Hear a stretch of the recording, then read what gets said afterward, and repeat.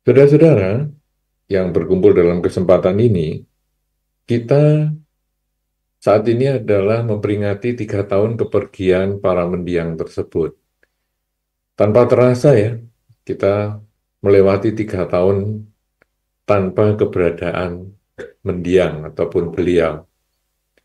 Ya tentu di awal keluarga akan mengalami gejolak yang luar biasa sekali karena kehilangan itu betul-betul kita tidak pikirkan sebelumnya. Kita merasa mestinya nggak masalah ya kemarin itu ada pandemi seperti itu, tapi ternyata pandemi itu juga membawa anggota keluarga kita terlahir di alam yang lain. Karena itu kita sudah melewati masa-masa upacara yang demikian cukup berat ya bagi kita. Kemudian ada peringatan yang selanjutnya menjadi lebih bisa menerima itu sebagai kenyataan. Dan akhirnya hari ini adalah 3 tahun. 3 tahun kepergian mendiang itu kalau upacara menjadi upacara yang terakhir biasanya. Karena nanti tahun-tahun selanjutnya kita hanya memperingati sekali saja. Jadi kalau dulu kan ada upacara 3 hari, 3 hari meninggal, kemudian ada 7 hari, ada 40 hari ya, dan ada setahun. Nah kemudian kalau sudah 3 tahun itu biasanya kemudian upacaranya ya sudah rutin nanti per tahun begitu. Kenapa? Karena dalam tradisi dianggap bahwa kalau sudah 3 tahun itu orang sudah lebih bisa menerima perpisahan ini sebagaimana adanya. 3 tahun itu ada dua hitungan ya. Saya belum tahu apakah keluarga menggunakan hitungan yang mana. 3 tahun itu kalau secara tradisi sebetulnya adalah 24 bulan ditambah satu. Jadi 25 bulan sejak mendiang meninggal. Itu 25 bulan, jadi dihitung 2 tahun lebih sebulan. Kemudian yang kedua, itu 3 tahun sungguhan. Jadi misalnya mendiang meninggal 27 Juli misalnya. Nah ini kemudian 27 Juli 2021. Nah, kemudian 3 tahunnya adalah 27 Juli 2024. Nah, sepertinya sih keluarga menggunakan yang 3 tahun persis, tapi sebetulnya bisa juga 25 bulan. Yaitu secara tradisi seperti itu. Kenapa demikian? Karena ini sebetulnya adalah melewati satu proses yang metode empiris, bagaimana seseorang itu bisa menerima kesulitan perpisahan dengan orang yang kita sayangi itu bisa berapa lama. Nah, ada yang baru 3 hari sudah bisa terima itu sebagai kenyataan. Ada yang butuh waktu 100 hari baru bisa terima sebagai kenyataan. Nah, ada yang 2 tahun, ada yang 3 tahun. Nah, biasanya setelah 3 tahun itu kita lebih mudah menerima kenyataan. Karena ketika kita kehilangan orang yang kita cintai, atau kita kehilangan barang yang kita sayangi, hal-hal yang kita cintai, ya kalau di dalam Dhamma kan dikatakan, kenapa sih hidup ini berisi ketidakpuasan? Karena ketidakpuasan itu muncul akibat kita berpisah dengan yang dicinta dan bertemu dengan yang tidak kita suka. Sebetulnya berpisah dengan yang dicinta dan bertemu dengan yang tidak kita suka itu hanya selembar telapak tangan kita yang dari baliknya saja. Jadi misalnya, saya sayang dengan orang tua saya sayang dengan pasangan hidup saya. Tetapi kemudian saya harus berpisah dengan orang tua saya harus berpisah dengan pasangan hidup saya. Artinya saya berpisah dengan yang saya cintai. Karena berpisah dengan yang dicintai, otomatis bertemu dengan yang tidak disuka. Yaitu apa? Berpisah dengan yang dicinta tadi, itu adalah yang tidak disukai. Ya, perpisahan itu. Nah, hal ini bagi kita yang belum mencapai kesucian, masih belum bisa menyadari bahwa hidup itu adalah berubah, masih terjadi kekotoran batin, kita menolak hal itu. Ya, kita protes. Menolaknya gimana? Menolaknya itu adalah, loh, kok bisa meninggal? Ya, itu kalau orang yang meninggal, orang yang kita sayangi. Tapi juga benda juga bisa. Misalnya kita barusan beli HP, kemudian HP-nya jatuh, rusak. Loh, kok rusak? Jadi kita pertama adalah menolak. Tidak mau menerima ini sebagai kenyataan. Kemudian setelah kita tidak mau menerima sebagai kenyataan, gimana ini? Oh, memang kenyataannya kita sudah berpisah, emosi yang muncul. Jadi kita ini nggak terima.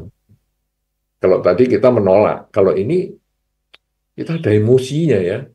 Jadi saudaraku itu kan sudah banyak sembahyang, pasangan hidupku sudah banyak sembahyang, ayahku sudah banyak berdoa, sudah banyak berbuat baik, kok ya masih bisa meninggal?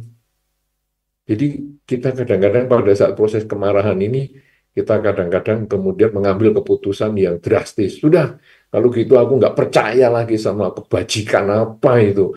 Buktinya juga orang tua saya meninggal, buktinya pasangan hidup saya juga meninggal, padahal mereka banyak berbuat baik. Jadi kita menolak. Tapi biasanya penolakan itu kemudian kita dikasih ketenangan sama teman-teman. Sudahlah, cobalah, ya kita diterima ya bahwa memang pasangan hidupnya sudah meninggal, ya ayahnya sudah meninggal, atau nih babe yang kamu sayangi ini sudah rusak, sudahlah. Nah, menolak, emosi, sekarang balik. Sudah mulai turun lagi, terjadi penawaran, yaitu ya saya sih bisa terima ya, memang dalam kondisi kemarin ini pandemi banyak yang meninggal. Ya saya juga tahu orang tua saya sebagai manusia ya bisa meninggal. Saya juga tahu pasangan hidup saya orang yang hidup itu ya bisa meninggal. Saya juga tahu hukum ketidakkekalan, ada HP ya bisa rusak. Saya ya tahu. Tapi ya jangan terlalu cepat lah. Ya saya belum terlalu kumpul lama loh dengan pasangan hidup. Saya belum bisa membahagiakan orang tua saya. Saya belum bisa memanfaatkan HP saya ini secara maksimal. Kalau bisa ya mestinya lebih lama lah. Nah, jadi yang tadi nolak, emosi, dan akhirnya kalau bisa jangan sekarang lah. Tapi endingnya kan memang sudah ditinggal orang yang dicintai. Ya ditinggal dengan kerusakan HP-nya. Nah, itu akhirnya kita mulai stres. Waduh, gimana ini melanjutkan hidup saya ke masa depan ini? Tidak punya orang tua, nggak punya pasangan hidup, HP rusak, harus beli lagi. Gimana ini? Stres. Nah, kemudian setelah masa stres itu lewat, akhirnya bisa diterima. Ya sudahlah, memang namanya orang tua. Ya gimana pun ya, entah jalan dari sakit, entah jalan apa, akhirnya toh ya meninggalkan kita juga. Demikian pula pasangan hidup, entah pasangan hidup yang meninggal duluan atau saya yang meninggal duluan, ya pastilah hidup ini meninggal. Ini mulai bisa terima. HP juga sama, nah ini HP-nya ya mungkin bisa rusak duluan, atau malah saya yang bosan duluan sama HP, sampai akhirnya saya ganti dengan HP yang baru. Nah, ini kita sudah mulai bisa terima. Proses ini butuh waktu. Dan menurut para leluhur kita, waktu yang diperlukan mulai dari kita menolak kejadian yang menyakitkan itu. Nah, sehingga muncullah upacara peringatan 3 tahun. Ada yang 3 tahun itu dihitung, ada yang 1.000 hari itu juga ada. Ya, jadi 3 tahun itu kan sebetulnya 300, itu kan lebih dari 1.000 sebetulnya. Ya, tapi kemudian ada yang ngitung, udahlah, dianggap 1.000 aja. Itu juga ada, kalau tadi 25 bulan. Kemudian kalau ini dihitung 1.000, itu juga bisa. Nah, maka ada istilah untuk seseorang bisa terima sebagai kenyataan ya, dari proses penolakan sampai bisa terima. Ada juga yang bisa lebih cepat, itu urusan lain, tapi pokoknya nerimanya sekitar segitu. Makanya setelah 3 tahun, upacara itu jadi per tahun saja. Mungkin ada sebagian kota menyebut, ya kita cokinya ya, kita peringatan pas cokinya saja, nah, semacam itu. Nah, saudara-saudara, sekarang kita sudah tahu tentang kenapa kita memilih 3 tahunan ini, dan kemudian kenapa kok setelah 3 tahun sudah nggak ada lagi upacara 4 tahunan, 5 tahunan, ya lustrum misalnya, kok nggak ada lagi. Tapi kok sekarang ya sudah berhenti di 3 tahun, kemudian ya sudah peringatan per tahun. Kita sudah tahu itu. Nah, sekarang kenapa kita hubungkan dengan upacara ritual seperti hari ini, misalnya pembacaan parita? Ya, kemudian tadi saya mendengar juga pengumuman ya, saudara-saudara yang mungkin mengalami sakit, yang tidak ingin melanjutkan acara, silahkan masuk ke ruang sana serbaguna, karena keluarga telah menyediakan konsumsi misalnya. Duh, ini kenapa keluarga menyediakan konsumsi? Nah, ini maksudnya adalah keluarga melakukan kebajikan. Keluarga mengundang Anda semua untuk ikut acara ini sebetulnya adalah keluarga memberikan kesempatan Anda mendengar dhamma. Nah, ini berarti keluarga melakukan kebajikan. Selain memberi kesempatan mendengar dhamma, yaitu mengisi batin Anda, keluarga juga menyediakan makanan, konsumsi, yaitu mengisi badan Anda. Jadi sebetulnya ketika Anda datang, Anda itu sudah memberi kesempatan keluarga berbuat baik. Tetapi ketika Anda berkumpul bersama, kemudian membaca parita, kebetulan Anda ini kan karena kota yang sama, Anda kenal dengan mendiang, ya Bapak Gui Hian Ping ataupun Ibu Jenny Guyana, Anda kenal.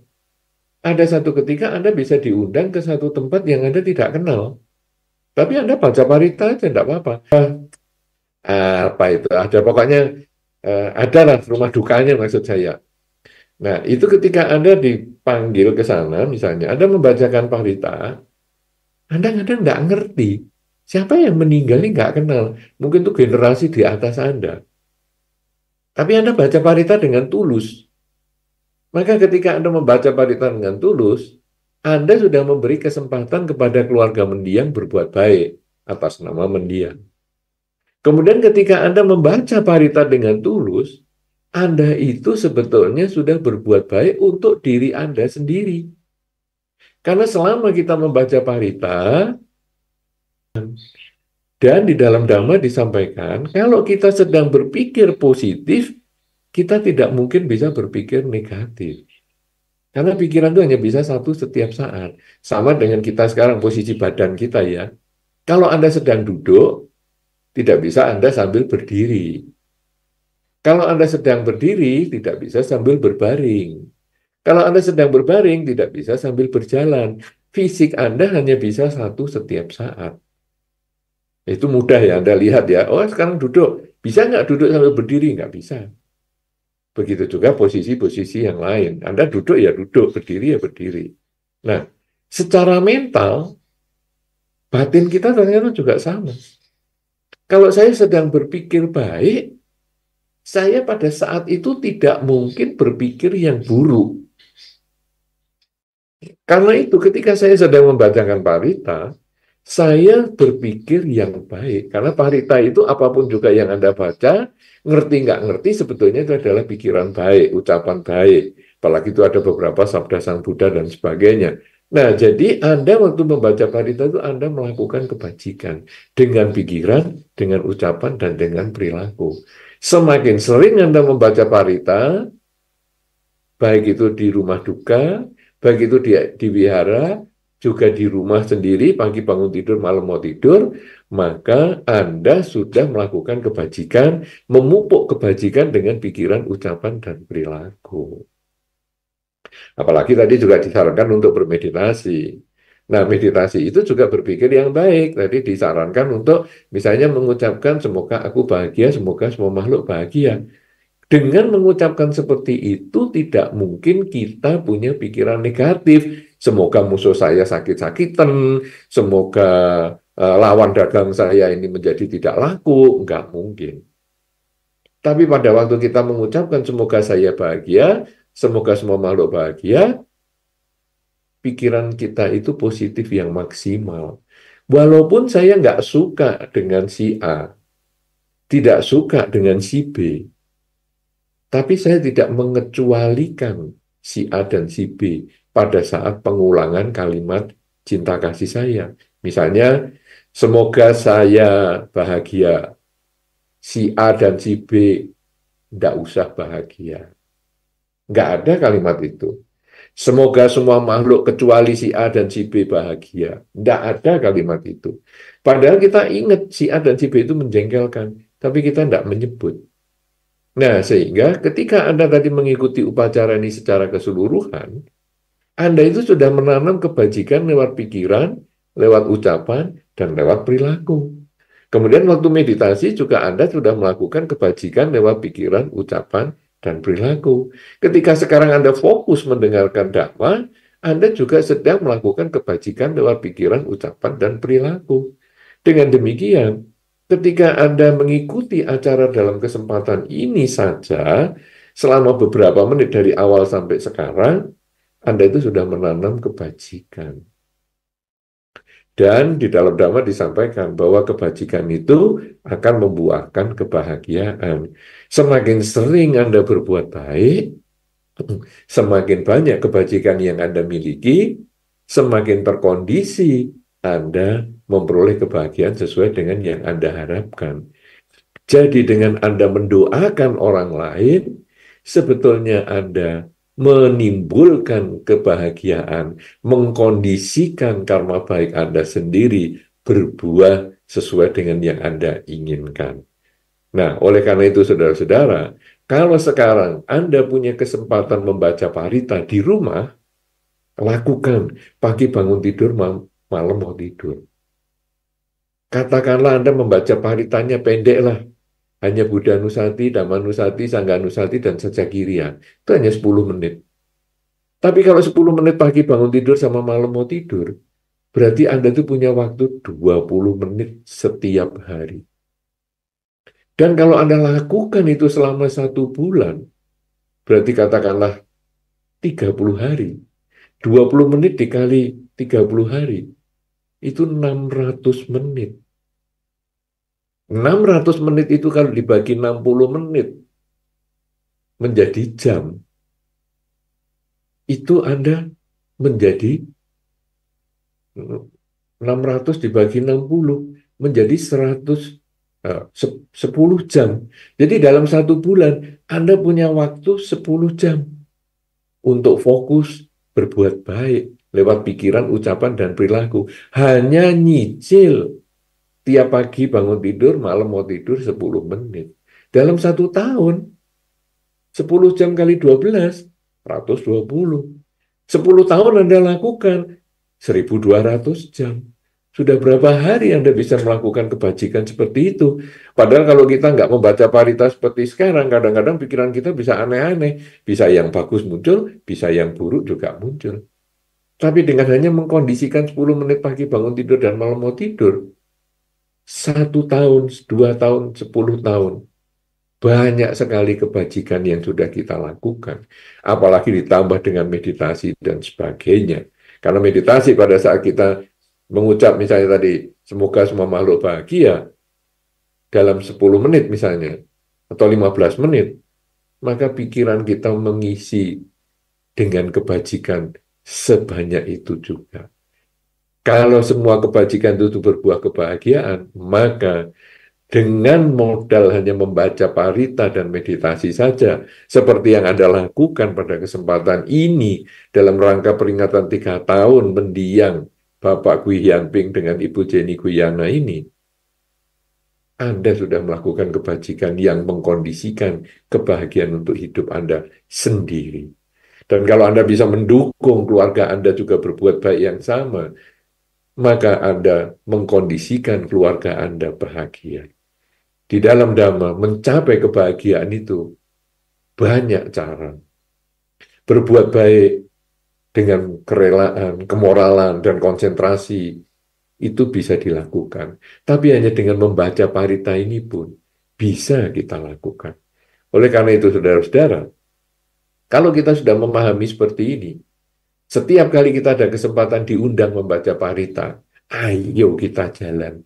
Karena inilah kesempatan saya berbuat baik. Apalagi selain saya melakukan kebajikan sehingga keluarga punya kondisi untuk berbuat baik, karena saya datang, sehingga keluarga bisa lebih banyak punya karma baik karena saya ikut membantu mendengarkan dhamma, menambah orang yang mendengarkan dhamma.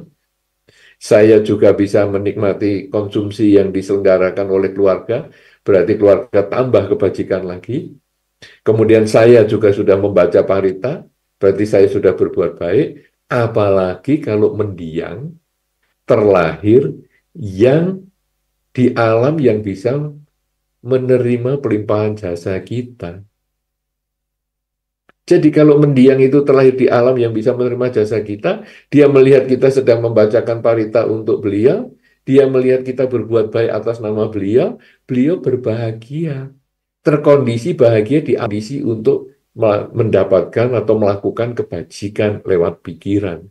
Sehingga ketika sudah cukup karma baiknya lewat pikiran yang beliau miliki, mendiang miliki, maka akhirnya mendiang terlahir di alam yang lebih baik. Kalau kita bisa mengkondisikan mendiang terlahir di alam lebih baik, maka keluarga dengan upacara pada kesempatan ini telah tercapai tujuannya untuk membahagiakan mendiang di alam manapun mereka berada. Kita yang hadir juga berhasil membahagiakan, menambah kebajikan untuk diri sendiri, membahagiakan keluarga mendiang, dan sekaligus mengkondisikan mendiang berbahagia di alam lain. Kalau sudah demikian, saudara, maka dalam upacara yang sesingkat kesempatan ini, sebetulnya banyak sekali kebajikan yang sudah ditanam oleh semua pihak yang terlibat, yang dapat mengkondisikan mendiang berbahagia di alam kelahiran yang sekarang. Oleh karena itu, saudara-saudara, inilah kesempatan bagi kita untuk merenungkan semua kebajikan yang kita sudah lakukan sejak awal nama Karagata sampai saat ini dan nanti sampai akhir nama Karagata lagi. Marilah kita renungkan semua kebajikan ini.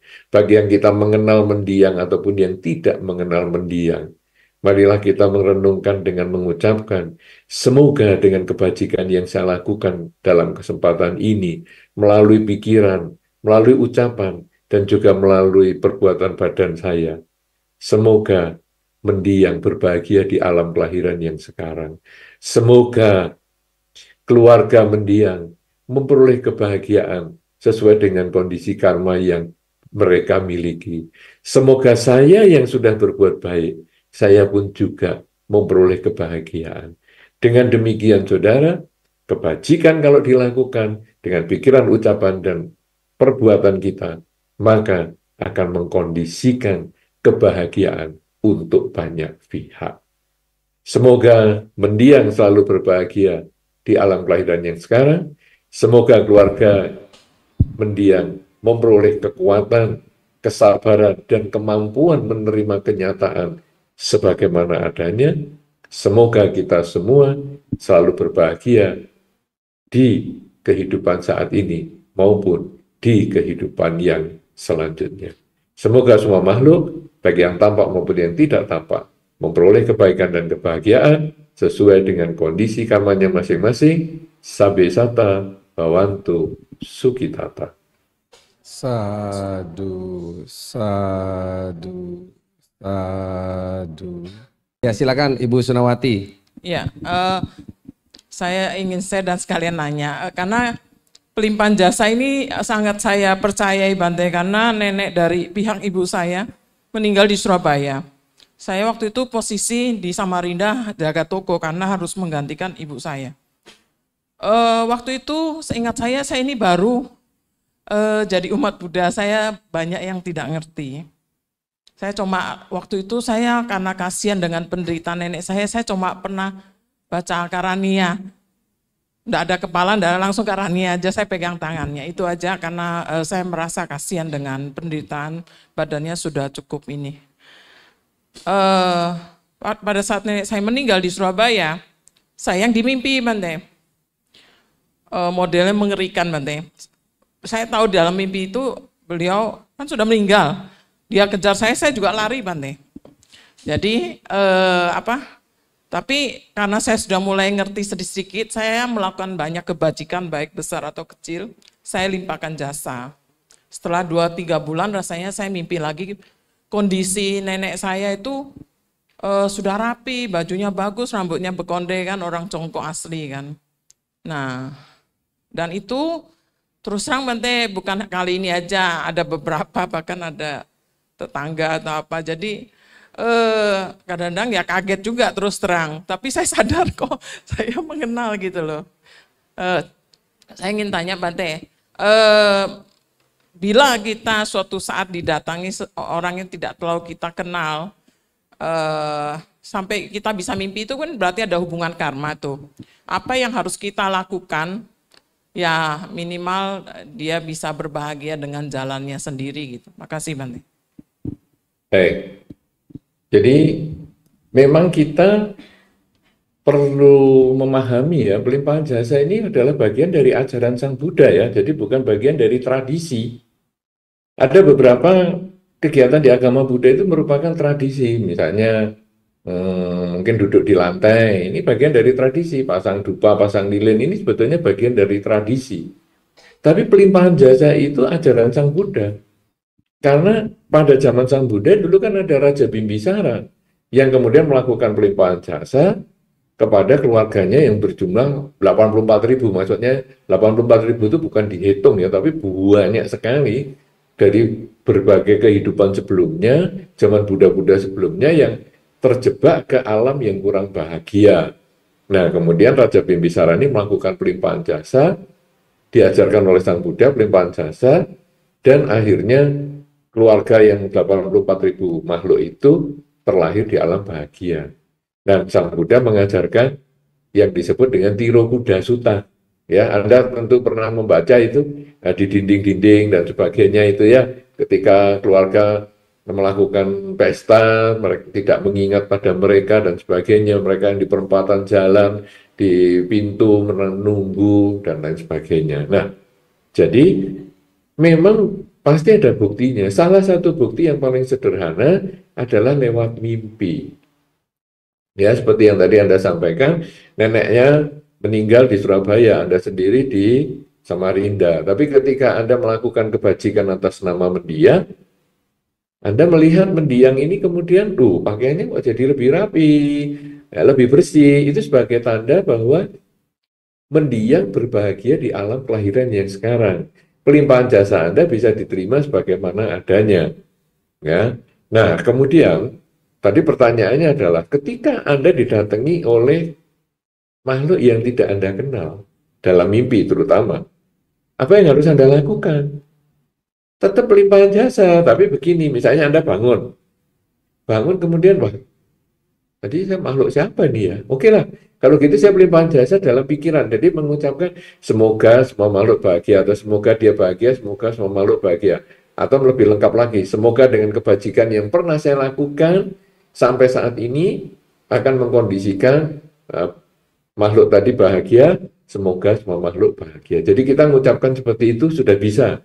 Atau kalau kita didatangi berkali-kali, ya kita boleh juga sengaja melakukan kebajikan. Misalnya kita beli camilan, ya di pasar mungkin ada beberapa camilan tertentu, kemudian kita bagikan kepada orang-orang di sekitar kita, apakah itu karyawan kita, apakah tukang parkir di depan rumah kita, apakah ada mungkin di perempatan jalan, ada pengamen dan sebagainya, kita bisa. Atau kita bikin acara khusus seperti dalam kesempatan ini, misalnya kita mengundang teman-teman, mengundang para bante, kemudian mengundang membaca parita, kemudian ada acara makan-makan bersama atas nama mendiang yang kita nggak tahu tadi. Itu juga boleh. Jadi intinya kita melakukan pelimpahan jasa. Dan kenapa dia kok kasih mimpi kepada kita? Benar, karena dia memang ada ikatan karma dengan kita. Ada beberapa kasus tertentu, orang yang meninggal ini, kemudian keluarganya kan melakukan pelimpahan jasa, tapi malah nggak ngimpi apa-apa. Jadi keluarga ketika ditanya gimana nih, kemarin sudah pelimpahan jasa, ada mimpi dari mendiang? Nggak ada. Keluarga ini ada pasangan hidupnya, ada anaknya, ada apa? Mimpi Pak? Enggak. Enggak. Kakek, nenek, papa, mama, nggak ada yang mimpi. Tapi ternyata nanti yang mimpi bisa pembantunya, bisa sopirnya, bisa tetangganya. Itu ternyata mimpi. Saya kemarin mimpi loh, Tuan Besar datang. Nah, kita boleh tanya nih, modelnya mukanya gimana? Apa mukanya rambutnya acak-acakan, mukanya menderita, pakaiannya compang-camping, atau mukanya terang, pakaiannya bagus, mukanya malah tambah muda. Nah, nanti kita tanya, lalu dia menjawab, oh saya lihat biasa-biasa aja, nggak tambah bagus, nggak tambah jelek. Oke, kalau gitu ya biasa-biasa juga. Kita mau pelimpahan jasa atau enggak terserah. Loh kenapa kok yang dikasih mimpi kok malah pembantu atau sopir atau tetangga? Karena dia ada ikatan karma yang pikirannya bisa menerima message atau pesan dari mendiang. Nah kita keluarganya kok nggak bisa terima, padahal kita kan jelas ada ikatan karma. Betul, kita ada ikatan karma, tapi message-nya mendiang itu nggak bisa kita terima.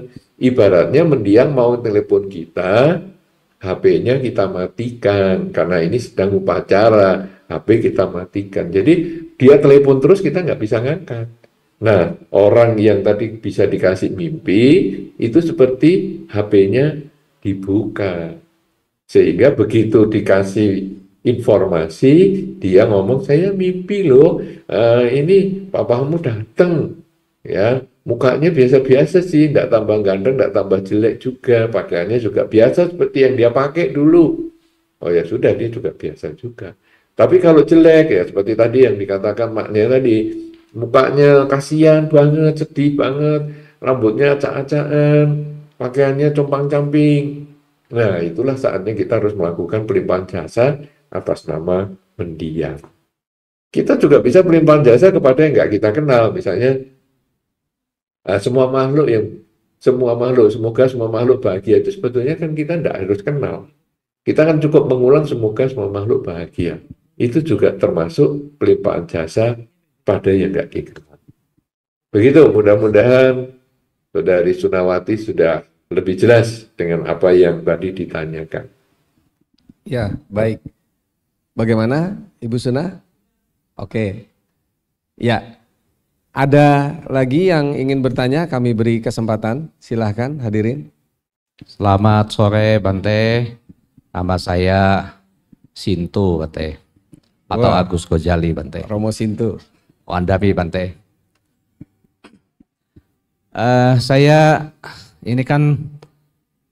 Saya mau sedikit menceritakan Bante mengenai pelimpahan jasa yang telah saya lakukan setiap tahun kepada ibu saya. Di awal pertama saya melaksanakan, itu saya selalu mengundang Bante ya. Kemudian di awal itu dibacain paritas tahun pertama, tahun kedua. Kemudian Bante ini iseng-iseng kali ya Bante ya, menanyakan kepada orang yang bisa Bante. Kemudian tanya bagaimana saya mau diundang ke Samarinda untuk membacakan parita ibu saya. Nah, kemudian dia lihat, oh iya ini masih anggap aja pakaiannya masih kurang bagus. Nah kita kan mengerti Bante, apa itu maksudnya pakaian kurang bagus, ya kan? Akhirnya ketiga tahun, terus kemudian tanya lagi Bante, coba tolong dilihat bagaimana kondisi dari ibu saya yang akan dibacain parita ini. Kemudian dia lihat, wah sudah bagus ini bajunya. Nah, bajunya sudah bagus dan kelihatan dari wajahnya juga bagus. Nah, itu kan sampai saya dengar kan senang saya Bante. Berarti usaha kami untuk membayarkan parita itu tidak sia-sia Bante, penimpan jasa. Dan itu sebagai umat Buddha saya percaya sekali Bante dengan adanya patidana ini Bante. Nah kemudian orang yang melihatkan itu Bante menyampaikan Bante, mungkin ada kontak sama ibu saya. Jadi ibu saya bilang, tolong sampaikan kepada anak saya bahwa saya senang sekali kalau diadakan patidana. Makanya saya setiap tahun Bante mengadakan patidana. Nah, yang ingin saya tanyakan Bante, seumpamanya patidana ibu saya tuh di tanggal 22 November. Kemudian boleh enggak tanggal itu saya majukan atau saya mundurkan Bante dari tanggal tersebut untuk memperingatin wafatnya ibu saya. Kemudian saya dan istri saya bertekad Bante, selama kami masih mampu, dalam hal itu mampu ya usaha ya Bante ya, kesehatan apa gitu, kami akan tetap melaksanakan Bante. Nah yang saya ingin tanyakan itu bagaimana sampai berapa tahun kami harus melaksanakan itu Bante, patidana itu Bante. Terima kasih Bante. Baik. Baik, terima kasih Romo Sintu yang luar biasa ya. Ini kesempatan kita bisa komunikasi dengan baik. Jadi upaya Anda untuk melakukan pelimpahan jasa secara rutin kepada mendiang ibu adalah luar biasa, baik, sangat baik. Dan ini patut dicontoh juga oleh teman-teman yang lain kalau kebetulan ada orang tua yang meninggal, baik itu ayah, ibu, kakek, nenek, terutama mereka yang berhubungan karma dengan kita boleh melakukan pelimpahan jasa secara rutin. Nah, apakah mengundang para biku atau tidak itu yang lainnya lagi berikutnya. Tapi yang paling penting adalah niat kita untuk berbuat baik atas nama mendiang. Tadi saya sudah sampaikan, peringatan itu biasanya sampai di 3 tahun, ya. Jadi seperti sekarang ini ya, Bapak Guyan Ping dengan Ibu Jenny Guyana itu sudah pas nih, 3 tahun upacaranya selesai sekarang. Nah kemudian tahun besok gimana? Nah ini kan yang ditanyakan Pak atau Romo Sintu ini tadi. Berikutnya gimana nih tahun-tahun berikutnya? Nah tahun-tahun berikutnya itu ada yang disebut dengan istilahnya nanti kita sembahyang bareng nih. Jadi leluhur-leluhur kita kan banyak nih. Misalnya ngkong kita lah, apa lah, nah itu nanti kita bisa gabungkan di situ. Jadi misalnya saya pada tanggal mungkin tahun baru Imlek misalnya, atau mungkin Cengbeng bulan April, saya akan adakan sembahyangan untuk seluruh keluarga, termasuk misalnya mendiang papahnya dan mamahnya. Kalau tadi ya Romo Sintu yang disampaikan adalah mendiang mamahnya. Itu bisa diupacarakan pada bulan Cengbeng tahun depan. Jadi artinya apakah tanggalnya bisa maju dan mundur? Bisa. Tidak ada problem. Karena yang penting adalah niat baik untuk pelimpahan jasa. Jadi tidak harus persis, karena kalau sekarang persis, keluarga kita kemudian ada yang meninggal kan ada beberapa nih. Misalnya ada kakek, ada nenek, kemudian ada mungkin paman kita, ada sepupu kita, dan lain sebagainya.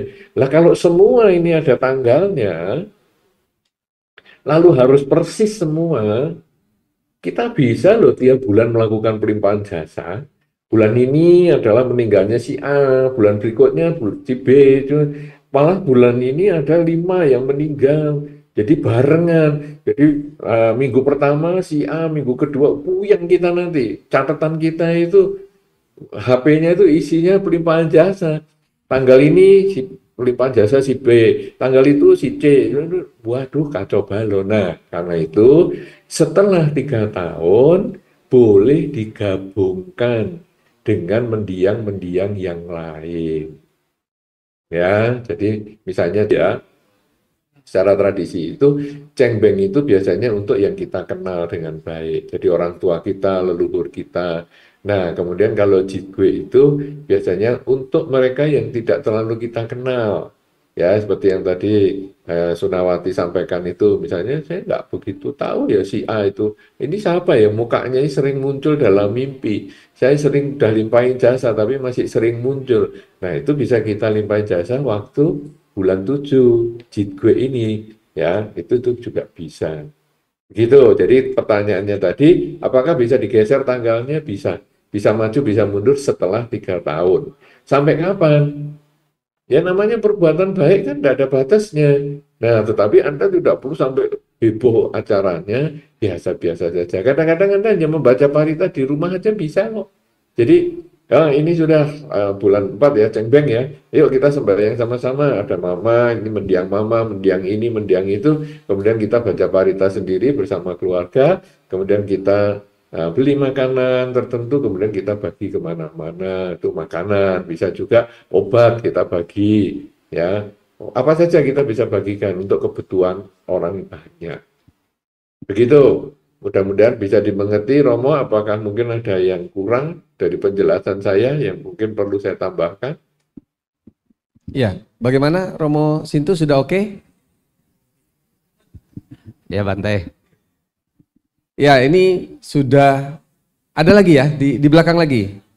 Boleh, silakan langsung perkenalkan namanya dan pertanyaannya. Langsung ke pertanyaannya ya.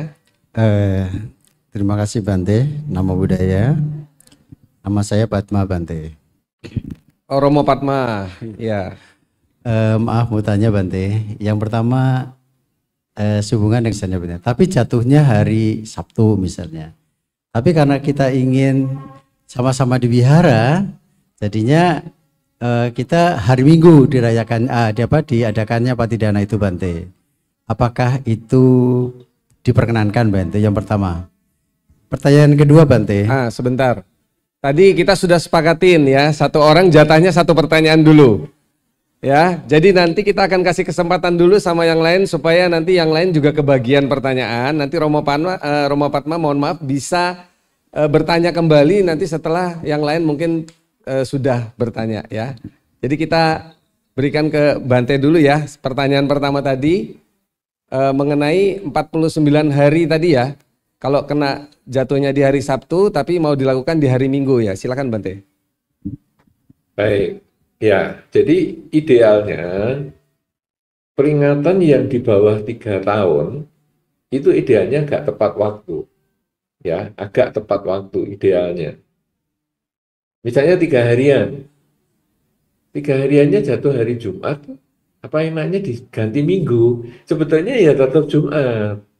Ya, kemudian mungkin 100 hari, kemudian setahun, lalu 3 tahunan. Itu sebetulnya idealnya dia ya, bahwa nah ini kan cara bareng sama lakukan upacara sendiri. Lebih nanggung ya, Rebu atau Kemis gitu aja. Ya, baca parita sendiri, kemudian kayaknya enggak.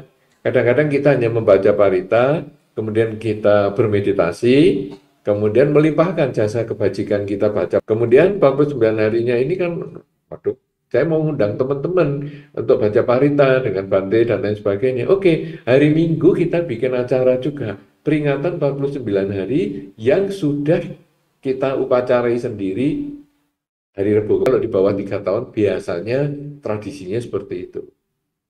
Nah, karena apa? Karena kita umat Buddha ini sebetulnya bisa jasa. Walaupun misalnya ada yang meninggal keluarga kita ini baru 47 hari misalnya, kita sudah bisa berlimpah jasa. Tiap hari umat Buddha bisa berlimpah. 7 kali 7 itu nanti tidak selalu langsung deh ya. Bisa 7 hari, 7 kali 1 itu, 7 kali 2 nanti 14 hari itu ada upacara lagi, 7 kali 3, 21 hari itu ada acara lagi, ya 7 kali 4, berapa itu, ya, misalnya 28 misalnya, 7 kali 5, 35 hari, ya, kemudian 7 kali 6, 42 hari, terus 7 kali 7, 49 hari. Nah, itu ada yang upacaranya sampai segitu banyaknya loh. Per 7 hari itu ada. Nah, setelah 49 hari, baru nanti 100 hari dan seterusnya. Nah, itu kenapa? Karena mereka ini mau bikin, kalau misalnya hari Uposatha, hari. Nah, tadi balik ke acara tadi, sebetulnya umat Buddha itu tiap hari boleh melakukan pelimpahan jasa. Ya, tadi makanya semoga dengan kebajikan yang saya lakukan sampai saat ini melalui pikiran, ucapan, dan perbuatan, semoga akan melimpah jasa kebajikannya kepada mendiam. Demikian pula Anda misalnya 49 hari jatuhnya kok nggak pas hari Minggu. Nggak apa-apa. Hari itu Anda pelimpahan. Ya, berikutnya masih ada yang di belakang lagi ya. Kasih info Bante, itu Yayasan Karya Insani Bante. Yang tempat meninggal tuh Bante. Jadi supaya nggak salah mau bicarakan saya mau kasih ini Bante. Pengalaman saya yang Bante bilang membaca parita tiap hari itu Bante. Itu sudah saya di rumah baru.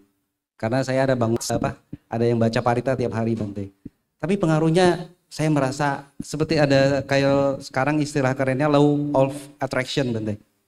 Hukum sebab akibat. Jadi begitu saya baca, tiap hari saya baca sarana Sutta dan Patidana itu tiap hari Bante, urutannya begitu. Nah saya merasa setelah saya baca ini tiap hari saya melalui itu ketemu yang baik-baik aja Bante, ketemu yang lancar, enak gitu loh Bante. Tapi pada saat saya hari ini kurang mulus ya, kurang baik seperti hari biasanya. Yang mau saya tanyakan Bante, ini ada ya. Baik, ya Romo Afu, terima kasih Romo. Ya. Belum Bante, belum Romo Bante, belum. Itu sudah didoakan berarti. Belum Bante. Dari dulu sudah saya panggil Romo Afu. Nah, saya terima kasih ya, namanya Karya Insani. Maaf ya, tadi saya lupa menjadi Budi Bakti ya, tapi oke lah. Itu saya salah memang. Tadi saya sudah menyadari, saya begitu ngomong Budi Bakti, rasanya nggak cocok nih Budi Bakti jadi rumah duka. Terima kasih ya, sudah diingatkan. Diingatkan untuk saat ini, tapi bisa terlupakan lagi kalau di saat kesempatan lain pas saya perlu lagi. Jadi saya diingatkan lagi namanya altar. Punya altar jadi terpaksa baca parita ini saya agak gatel ya mendengar kata itu. Terpaksa baca parita. Loh Anda yang bikin altar sendiri, jangan bikin keterpaksaan. Ya, jadi Anda sebetulnya ya harus punya kerelaan membaca itu. Nah, kemudian Anda menyampaikan bahwa ketika sudah sering membaca parita kok semuanya jadi lancar, benar. Kalau Anda sedang berpikir baik, tidak mungkin Anda bisa berpikir buruk.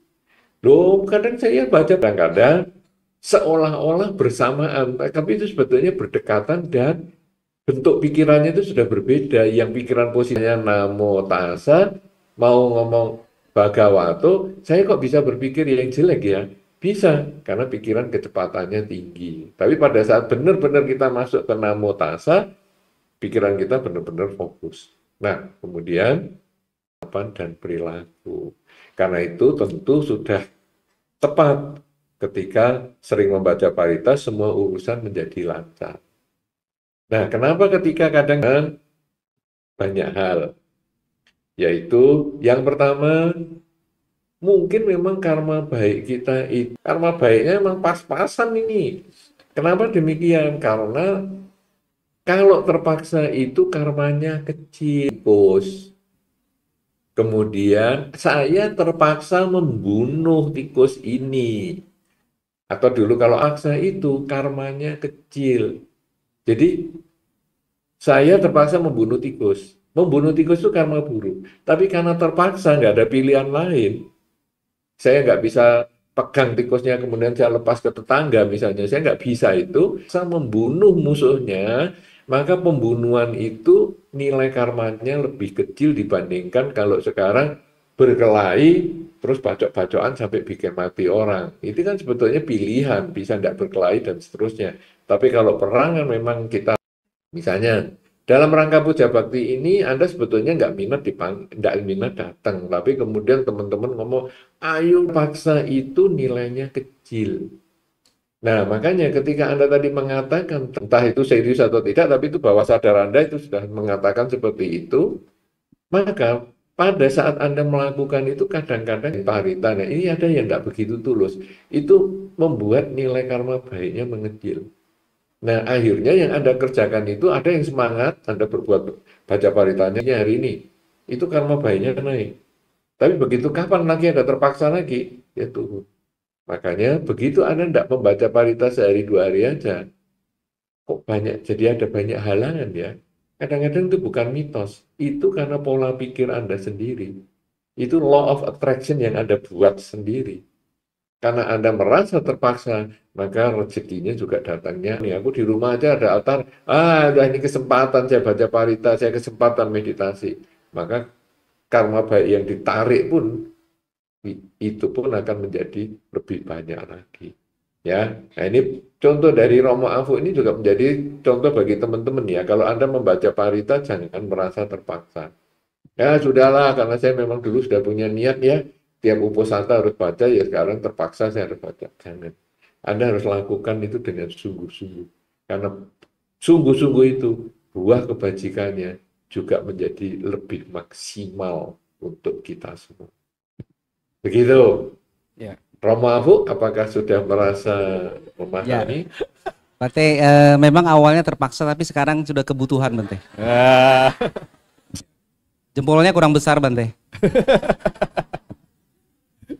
Wah, itu baru bagus Bante. Ayo siap Bante. Ya. Anumodana Bante atas penjelasannya Bante. Terima Ya, kasih baik. Bante. Oke, bagus. Jangan sampai terpaksa. Kalau sekarang Anda menjadi kebutuhan, itu yang nanti karma baiknya membesar luar biasa. Membesar seperti ini. Sadu Ya, Bante. Oke, mantap. Yang bertanya lewat YouTube dari kota lain. Jika tidak, saya akan coba bacakan satu pertanyaan dari live YouTube Bante, dari chatnya di YouTube. Ini ada saudari Desi Widya dari Pekalongan Bante.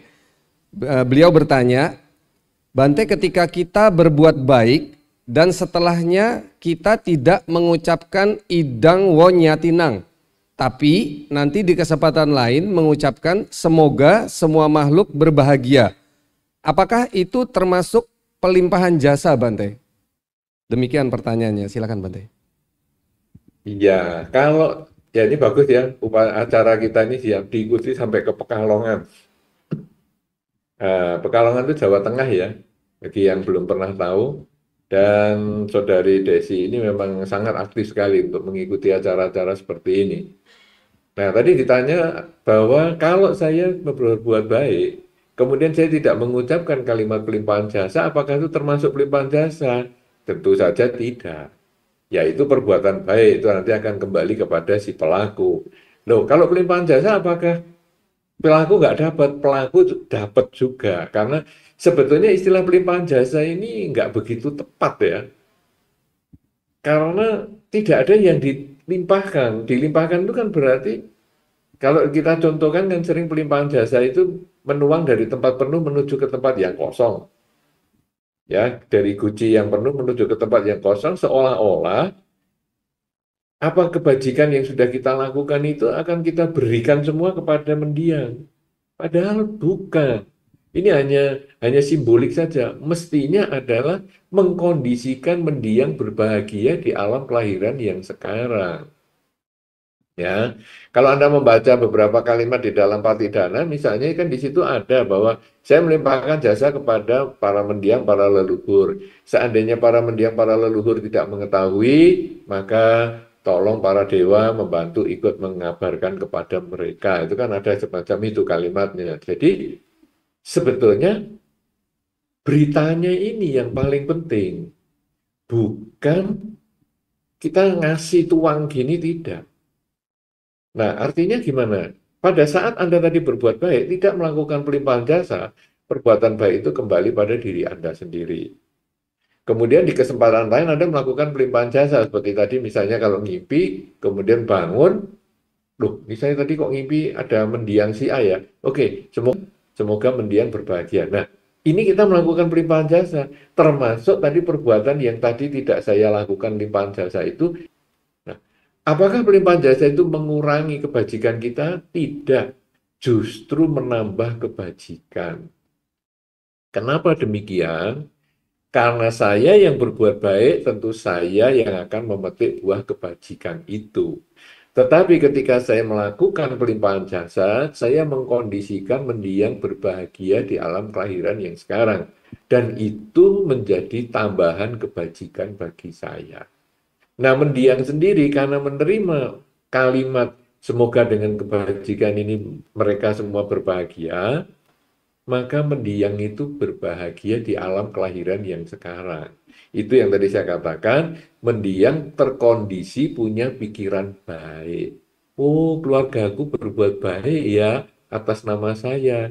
Senang dia pikiran berbuat baik. Semakin sering keluarganya melakukan pelimpahan jasa, semakin banyak mendiang melakukan kebajikan lewat pikiran. Dan akhirnya ketika karma baiknya lewat pikiran ini sudah mencukupi, meninggallah mendiang, terlahir di alam yang lebih baik.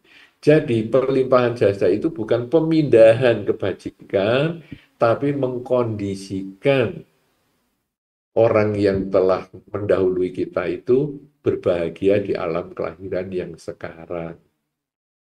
Ya, begitu.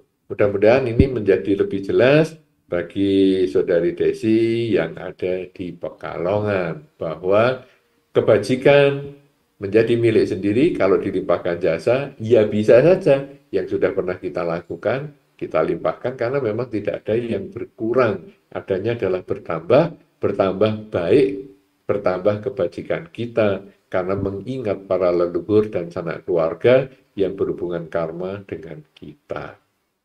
Itu. Baik, terima kasih Romo atas Ferry. ya penjelasannya Bante. Ya, masih ada sisa waktu lagi sedikit. Apakah ada? Oh ya, Ramani Ratna Santi, silahkan di belakang. Silahkan Ramani. Selamat malam Bante, Namo Buddhaya. Selanjutnya ini sehubungan dengan Bante menyampaikan mengenai patidana.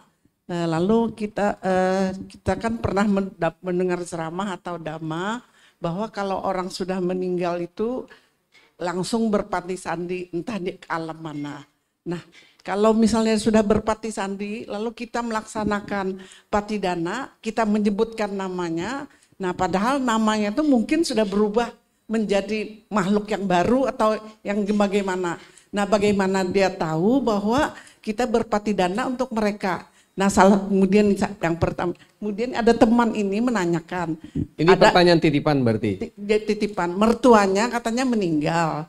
Tapi dia melihat bahwa mertuanya itu datang katanya. Nah padahal sudah berapa hari katanya.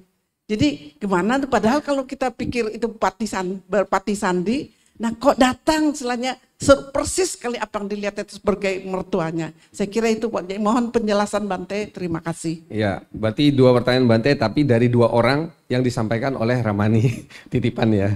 Silakan Bante. Jadi ini dua-duanya dijawab atau hanya salah satu saja? Satu persatu mungkin Bante. Berarti dua-duanya dong kalau satu persatu. Iya, iya. Ya. Siapa tahu tadi Romo Padma itu juga titipan dari tetangganya. Loh, ini kan tadi kan kita kesepakatannya satu. Iya. Ya oke lah, kita nggak panjang-panjang cerita yang seperti itu. Nah, jadi sekarang benar sekali ya Ramani bahwa atau teman-teman semua juga bahwa ketika di dalam Dhamma disampaikan orang yang meninggal itu akan langsung terlahir di alam yang lain.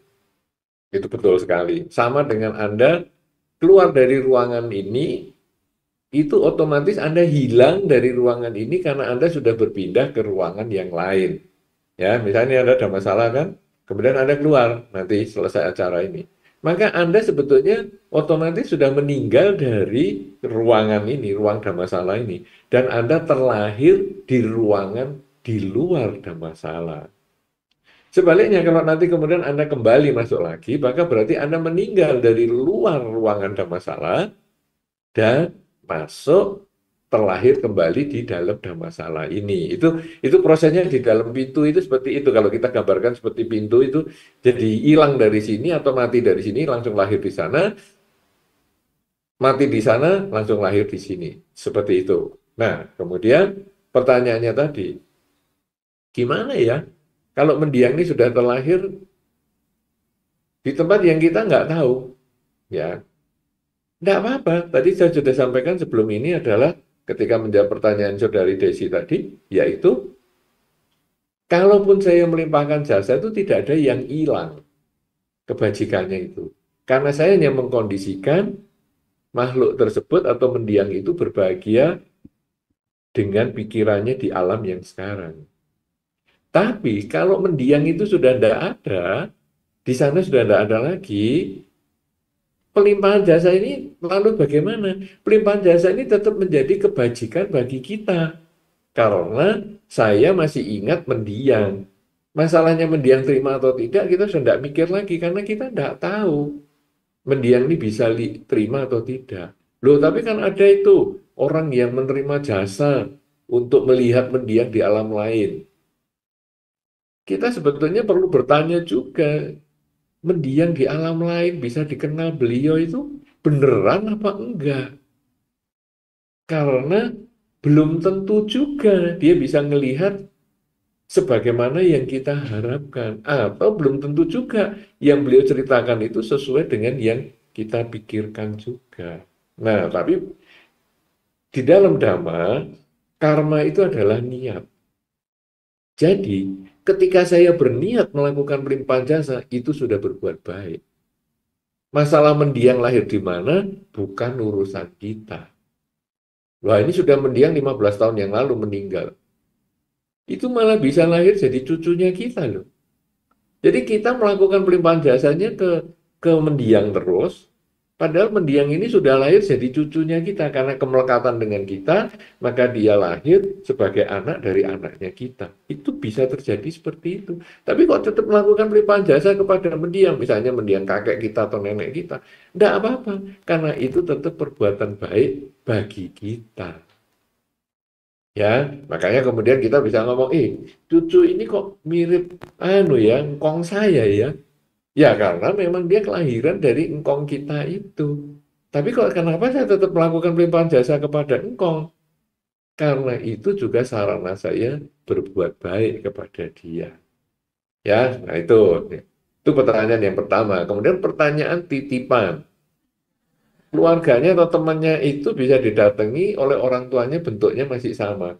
Nah, ini kan sebetulnya sama dengan tadi yang saudari Licen sampaikan, Sunawati itu. Dia mimpi neneknya datang.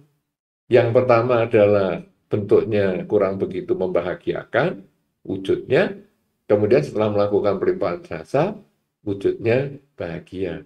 Loh, kok bisa gitu? Bisa, karena mendiang masuk ke dalam kondisi mimpi kita dalam bentuk yang kita kenal. Kalau dalam bentuk yang nggak kita kenal, nanti juga seperti saudari Licen yang tanyakan tadi. Saya ngimpi si A, tapi saya nggak kenal dia. Lah kenapa? Karena mungkin itu mendiang di kehidupan yang sebelumnya nggak kenal. Lalu gimana? Nah, kalau mau ya dia meniru mendiang yang di kehidupan sekarang. Jadi langsung tahu, oh ini nenek saya. Padahal belum tentu. Mungkin itu adalah mendiang dari kehidupan sebelumnya. Ya, jadi ini hanya gambaran saja bagi orang yang mimpi ataupun melihat ya. Kadang-kadang ada yang mimpi, ada yang melihat sungguhan. Ini mendiang kok jalan di sini. Persis sekali. Bahkan kadang-kadang mendiang itu bisa membuat tanda-tanda khusus. Misalnya mendiang itu suka merokok. Nanti setelah mendiang meninggal itu di rumah nggak ada yang merokok sama sekali. Sudah berbulan-bulan nggak ada bau rokok. Tapi pada waktu pelimpahan jasa, bisa loh bau rokok itu. Dan itu rokoknya si mendiang itu, kita tahu persis itu. Lah kenapa? Karena itu mendiang menunjukkan bahwa aku ini masih di sekitar sini. Masih perlu pelimpahan jasamu. Kemudian ada yang unik juga, pernah dialami oleh beberapa keluarga. Mendiang itu kalau jalan, sandalnya suka nyeret. Seret, seret, seret, seret. Nah, jadi ketika ada pelimpahan jasa, malamnya itu bisa keluarga mendengar sandalnya mendiang itu suaranya seperti diseret. Seret, seret, seret. Padahal mendiang ketika dilihat di luar ya nggak ada orang. Nah, kadang-kadang bagian ini kita lalu takut, ada makhluk. Sebetulnya nggak perlu, toh itu juga mendiang mau menunjukkan bahwa Nih loh, aku ada di sini, tolong aku dilakukan pelimpahan jasa. Kemudian mendiang yang lain ada juga yang dia suka gantungkan kunci di ikat pinggang.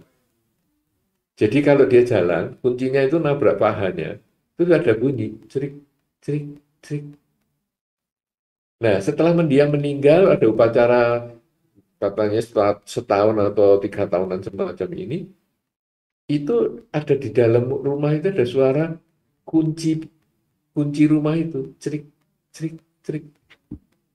Dan banyak cerita-cerita semacam itu. Jadi mendiang itu hanya menunjukkan bahwa ini loh, aku masih di rumah, tolong diperhatikan. Sering-sering melakukan pelimpahan jasa. Nah, makanya kadang kita ke wihara, kemudian kita melakukan pelimpahan jasa, di wihara bisa. Ya tadi Ibu Sunawati atau Saudari Sunawati ini kan di Samarinda, keluarganya di Surabaya, tetap bisa. Karena ini adalah gelombang pikiran. Nah, jadi sekarang saya tadi ngimpinya di rumah, tapi sekarang saya ke wihara, saya berdana kepada para bante, kemudian para bante membacakan parita, numur dan agata, saya melimpahkan jasa kepada mendiang yang ada di rumah. Bisa juga. Bahkan ketika kita pergi ke kota lain, ke negara lain, kita setelah melakukan kebajikan di kota itu, kemudian kita melakukan pelimpahan jasa untuk mendiang. Juga bisa karena pikiran yang dihubungkan, bukan fisiknya. Ya, makanya mendiang ada yang di Tiongkok misalnya atau di Hong Kong. Kita di Indonesia bisa nggak melakukan pelimpahan jasa? Bisa. Nyampe nggak? Nyampe. Nah, karena apa? Karena kita menggunakan kekuatan pikiran. Ya, dengan demikian sudah terjawab bagaimana kita melakukan pelimpahan jasa. Apapun yang mendiang itu sudah terlahir di mana itu terserah, karena itu berbuat baik untuk kita. Dan kalau ada yang tampilannya sama, karena memang kadang mendiang menggunakan gambaran, visualisasi tampilan yang kita kenal, supaya kita lebih... Masih ada yang ingin bertanya di sini? Kalau tidak ada, saya nanti mungkin ke Romo Padma lagi ya. Tadi kan masih ada pertanyaan lanjutan, tapi sebelum itu kita beri kesempatan dulu, saya bacakan ada lagi pertanyaan live dari YouTube Bante. Ini dari Medan, dari Bapak Edward Huang. Kebetulan ini yang ditanyakan mungkin agak di luar dari tema kita pada hari ini ya. Beliau bertanya, kriteria apa saja yang bisa dikategorikan hidup di tempat yang sesuai berkat jasa kehidupan lampau seperti yang ada dalam Manggala Sutta? Apakah bisa dinilai dari perhitungan Feng Shui yang baik? Demikian pertanyaannya Bante, silakan. Ya, ini pertanyaan yang bagus walaupun memang kurang ada hubungannya ya. Kita kan pelimpahan jasa ya. Tapi ya sudah jauh-jauh nih, tadi dari Pekalongan, sekarang dari Medan. Nanti satu ketika bisa dari luar negeri juga ada yang tanya ini. Gimana ya hidup di tempat yang sesuai? Nah, sekarang kita harus lihat tujuan hidup di dalam seorang umat Buddha itu apa? Tujuan kita adalah mengurangi ketamaan, kebencian, dan kegelapan batin. Nah, sekarang bagaimana mengurangi ketamaan, kebencian, dan kegelapan batin? Nah, tinggal di tempat yang sesuai itu maksudnya adalah kita terkondisi terlahir memiliki kesempatan lebih besar mengurangi ketamaan, kebencian, dan kegelapan batin. Masalah feng shui dan sebagainya itu menjadi masalah yang nomor kesekian, itu tidak terlalu yang dipentingkan. Tetapi kadang-kadang kita terlahir di lingkungan keluarga yang bukan Buddhis. Kita mau belajar Dhamma sulit sekali. Kemudian setelah kita bisa belajar Dhamma, kita mau belajar untuk meningkatkan kualitas diri, mau menjalankan sila, mau menjalankan samadhi, dihalang-halangi. Ini menjadi sulit. Nah, atau kita juga lahir di keluarga Buddhis tapi yang tidak memahami Dhamma. Ya, jadi kita pergi ke wihara, keluarga kita ngomong, ngapain kamu sering ke wihara, mau jadi biku ya? Nah, jadi itu keluarga yang tidak mendukung seperti itu, kita tuh terlahir di lingkungan yang tidak sesuai. Ya, tidak begitu berurusan dengan feng shui. Itu saja jawaban saya. Jadi kalau kita terlahir di lingkungan yang sesuai, berarti kita terkondisi untuk belajar Dhamma. Nah, sekarang bagaimana ini belajar Dhamma itu? Nah, kita kondisinya apa yang kita dapatkan? Yang pertama, kita terlahir sebagai manusia. Tidak gampang terlahir sebagai manusia, karena dikatakan kesempatan menjadi manusia itu, kalau dulu Sang Buddha pernah mencontohkan dengan, lalu beliau tanya, ini debu di kuku ini dibandingkan dengan debu di seluruh bumi, banyak yang mana ya? Wow, ya terus jelas ya, debu di seluruh bumi jauh-jauh luar biasa banyak dibandingkan dengan debu di ujung kuku Sang Buddha. Lalu Sang Buddha menjawab bahwa kesempatan kita menjadi manusia itu seperti debu di ujung kuku ini. Sangat sedikit. Ya, sulit untuk terlahir sebagai manusia. Nah, itu yang pertama. Kemudian yang kedua, hidup sebagai manusia juga sulit. Berapa banyak bayi yang lahir juga nggak bisa melanjutkan kehidupannya. Nah, kemudian sudah sekarang hidup sebagai manusia sulit, lahir sebagai manusia sulit, mendengar dhamma juga sulit. Kenapa demikian? Karena kadang-kadang kita walaupun di wihara, ada pembabaran dhamma gini, kadang kita sibuk dapean, kadang sibuk dengan mikir-mikir yang lain. Jadi mendengar dhamma itu juga tidak gampang. Nah, apalagi kelahiran Buddha lebih tidak gampang lagi.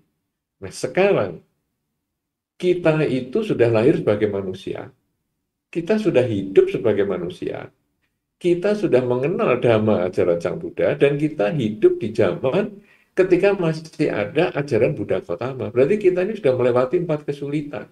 Dan tinggal di tempat yang mengkondisikan kita bisa jalankan dhamma dengan baik.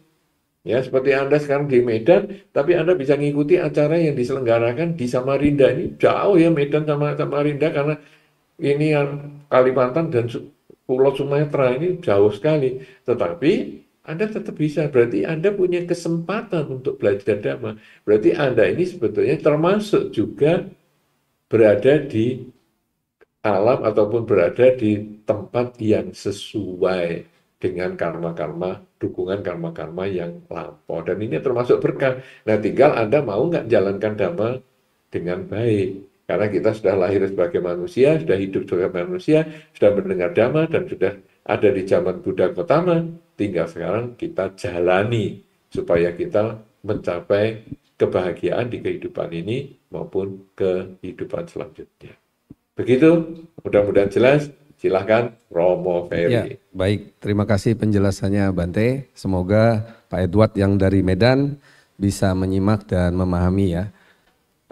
Oke, ini waktu juga sudah di penghujung acara ya untuk sesi tanya jawab. Sudah cukup ya, saya kira. Hadirin bagaimana? Masih ada? Romo Padma mungkin diberi kesempatan terakhir. Untuk pertanyaan keduanya, ada di belakang? Ya, ini terakhir pertanyaan dari Romo Padma Bante. Terima kasih atas kesempatannya. Sebenarnya kurang bijaksana ini kalau terlalu banyak pertanyaan nanti ya. Tadi pertanyaan tadi sudah ditanyakan oleh Ramani Ratnasanti tentang penampakan dari orang yang meninggal Bante. Ini tempoh hari ada seorang yang meninggal di sungai dan kemudian keluarganya itu melihat penampakannya. Nah itu yang saya tanyakan ternyata sudah dijawab, ternyata bisa menyerupain. Jadi saya ganti pertanyaannya Bante. Ini saya punya rumah Bante di Cilacap, di selama ini tinggal oleh orang tua. Kemudian rumah ini sekarang kosong Bante. Dan ketika kemarin kita mau pulang ke Samarinda, tengah malam jam 1 kita mau pulang. Ternyata ketika kita mau pulang Bante ada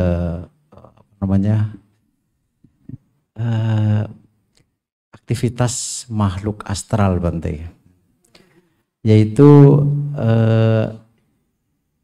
altar itu gordennya bisa bergerak sendiri dan ada di meja altar itu ada marmer itu Bante bisa ketarik begitu. Nah ini kita jadi kepikiran Bante. Jadi sebenarnya kita sudah merancang bahwa untuk ini kan tidak ada yang nemati Bante sampai mungkin nggak tahu selamanya barangkali. Jadi kami pasang listrik otomatis mulai jam 6 sore sampai jam 6 pagi dan baca parita Bante. Di rumah itu tipnya itu kita setel selama 12 jam begitu untuk membaca parita setiap malam. Nah, apakah mohon Bante penjelasan mengapa itu makhluk astral bisa beraktivitas seperti itu? Apakah dia merasa ini perlu ada teman gitu? Terus yang kedua, apakah cukup dengan bacakan parita Bante dengan tip begitu? Terus kemudian apakah perlu ada orang yang menempati rumah itu biar tidak sepi ya Bante? Terima kasih Bante. Baik.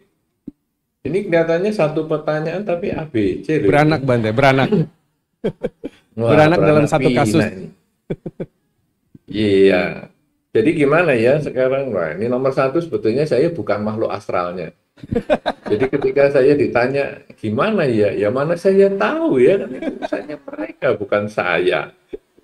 Nah, tapi begini, makhluk itu sebetulnya ada di sekitar kita ya, cuman kita tidak bisa melihat bukan berarti tidak ada, karena orang buta juga nggak bisa melihat matahari, tapi kan matahari juga ada. Jadi tidak bisa melihat bukan berarti tidak ada. Nah sekarang makhluk itu kadang membutuhkan pelimpahan jasa. Seperti kalau tadi saya ceritakan tentang Raja Bimbisara. Raja Bimbisara itu sebetulnya melakukan pelimpahan jasa 2 kali ya. Karena yang pertama, beliau itu berbuat baik, berdana kepada Sang Buddha. Kemudian Sang Buddha ya sudah melakukan blessing ya, Anumodana Kata dan sebagainya sudah selesai. Sang Buddha kembali ke wihara. Nah, malamnya itu istana diganggu dengan jejeritan suara yang mengganggu sekali, yang Anda sebut dengan istilah keren makhluk astral dan sebagainya itu. Ya, padahal kalau di Buddha ya namanya makhluk halus biasa-biasa aja. Ya, makhluk halus. Nah, makhluk tak tampak. Kemudian besoknya Raja Bimbisara ini bertanya kepada Sang Buddha, kenapa ya saya sudah berbuat baik kok malah jadi ada gangguan di istana. Kemudian Sang Buddha menceritakan, oh itu dulu saudaramu lah gini dan seterusnya. Nah, kamu perlu melakukan pelimpahan jasa lagi kepada mereka. Nah, jadi akhirnya mengundang lagi Raja Bimbisara ini Sang Buddha untuk ke istana dan melakukan pelimpahan jasa sampai akhirnya selesai. Mereka semua terakhir dalam bahagia. Artinya apa? Gangguan-gangguan itu seperti yang tadi Anda katakan, gangguan dalam tanda petik ya, karena bagi kita gangguan, tapi bagi makhluk itu sebetulnya adalah upaya mengingatkan kita, tolonglah, saya ditolong. Kamu jangan tinggalkan saya. Nah itu kalau baca Tiro Buddha Sutta kan ada di dinding-dinding, di perempatan jalan, di pintu-pintu, ya. Mereka itu menunggu ketika kita sedang mendapatkan kebahagiaan, mereka menunggu untuk dapat pelimpahan jasa. Nah, tapi kita tidak melakukan itu. Akibatnya apa? Waktu kita datang, mereka mengkontak kita dengan cara misalnya menggoyang kordennya, menjatuhkan marmernya, dan sebagainya. Nah, kita juga tidak usah takut. Kemudian, kita melakukan pelimpahan jasa. Seperti Anda sekarang di sini misalnya, Anda membaca parita, Anda sudah berbuat baik. Limpahkan jasanya ini kepada makhluk yang di Cilacap itu. Walaupun nyebrang pulau, nyebrang sungai, bisa. Ya tadi saya katakan misalnya keluarga kita di Hong Kong ataupun di Tiongkok pun bisa kita lakukan pelimpahan jasa. Di Amerika yang jauh juga bisa. Nah, di Cilacap pun juga bisa. Anda sering-sering sekarang ini melakukan pelimpahan jasa untuk para makhluk yang ada di rumah. Sekarang Anda misalnya setiap hari menghidupkan lampu secara otomatis, membacakan parita, itu boleh aja. Tidak ada problem. Ya, itu baik. Cuman kita sekarang urusannya kan sama makhluknya ini. Nah, Anda lakukanlah pelimpahan jasa. Karena pembacaan parita itu lewat tape ataupun lewat alat MP3 player itu tidak bisa melimpahkan jasa. Itu walaupun misalnya membaca Patidana Gata, tapi tidak melimpahkan jasa karena itu kan alat, bukan seperti misalnya Anda punya burung beo, kemudian malam-malam gini good morning, good morning, good morning. Ya tidak ada artinya lah. Kenapa? Karena beo itu ya cuma bunyi aja good morning ya dia kita demikian pula tape itu tadi ataupun MP3 player ataupun apa yang Anda setel secara tadi otomatis itu. Ya dia hanya itu. Hawa parita itu apa? Ya ketika kita membaca dengan fokus, konsentrasi, yang tadi saudara aku aturkan di sana. Sing tip yang mengatakan sabe sata bawantu sukitata, terus kita yang ngambil jasanya si alat ini untuk dilimpahkan jasa, tidak bisa. Kita yang harus melakukan dan kita limpahkan jasanya. Jadi saya tidak membahas tentang makhluknya karena saya bukan makhluk halusnya itu, saya tidak tahu. Tetapi saya hanya menyoroti kasihan para makhluk itu karena dia berarti karena itulah yang akan membantu mereka terlahir di alam yang lebih baik. Demikian Romo Pama, mudah-mudahan pertanyaan ABC itu sudah terjawab dalam satu penjelasan. Baik Bante, terima kasih.